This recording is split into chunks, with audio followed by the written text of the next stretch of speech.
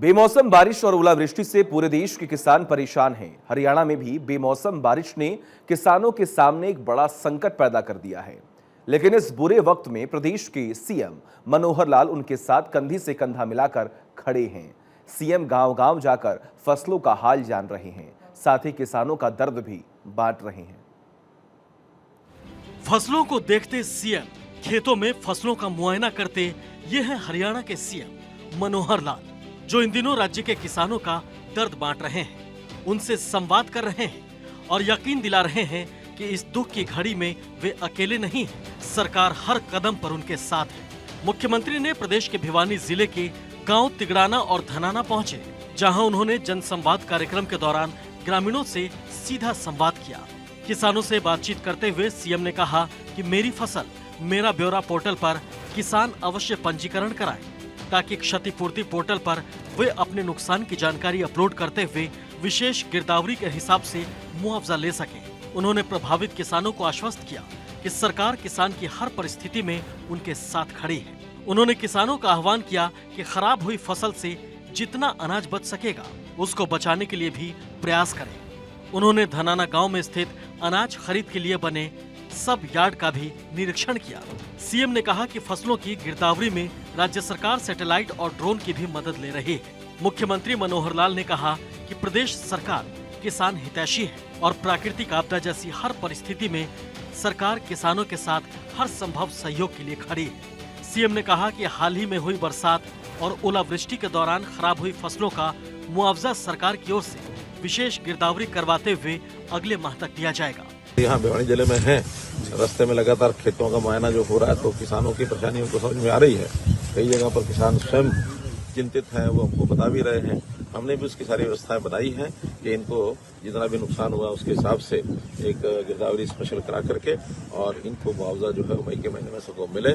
जितना इसमें से बच सकता है उतना बचाने की कोशिश करेंगे अनाज को, और जो नुकसान होगा उसकी भरपाई हम करेंगे। जनसंवाद के दौरान हरियाणा के मुख्यमंत्री मनोहर लाल ने घोषणा की है कि अब कंप्यूटर से निकलने वाली फरद को पटवारी से सत्यापन करवाने की जरूरत नहीं होगी।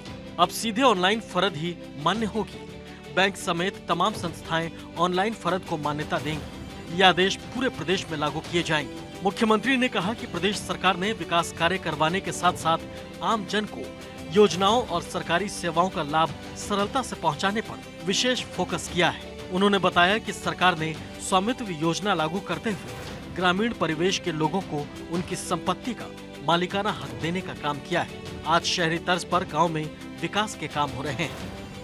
भिवानी के दौरे पर सीएम संडवा गांव स्थित श्याम बाबा मंदिर पहुंचे, जहां सीएम ने पूजा अर्चना कर प्रदेश वासियों की सुख समृद्धि तथा उन्नति की प्रार्थना की। सीएम ने मंदिर प्रांगण में पौधारोपण कर लोगों को पर्यावरण संरक्षण का भी संदेश दिया। मुख्यमंत्री मनोहर लाल ने भिवानी दौरे के दौरान संडवा गांव की पीएचसी का औचक निरीक्षण भी किया।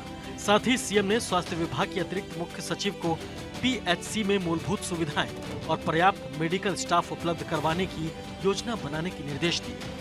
मुख्यमंत्री भिवानी के गांव संडवा में जनसंवाद कार्यक्रम के दौरान कहा कि हरियाणा सरकार अपराधियों के खिलाफ सख्त कार्रवाई के लिए हरको का कानून लेकर आ रही है। इस कानून के तहत अपराध की जांच एसपी स्तर का अधिकारी करेगा और अपराधियों की जमानत बेहद मुश्किल हो जाएगी। मुख्यमंत्री ने तोशाम पुलिस स्टेशन का औचक निरीक्षण भी किया और उनकी मेस, आर्मरी और रिकॉर्ड रूम की जांच की।